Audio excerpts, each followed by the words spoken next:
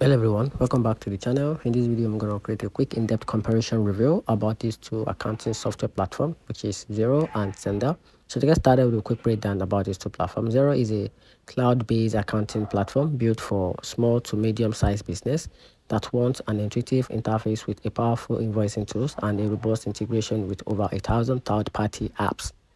It's full-featured accounting solution ideas for managing books, reconciling with a bank account, and working with an accountant.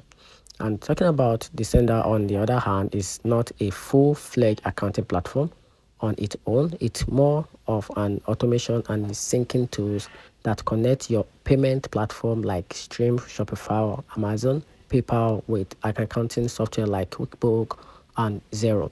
Synder excels at automated bookkeeping for e-commerce and the SaaS businesses by eliminating the manual entry and in improving accuracy.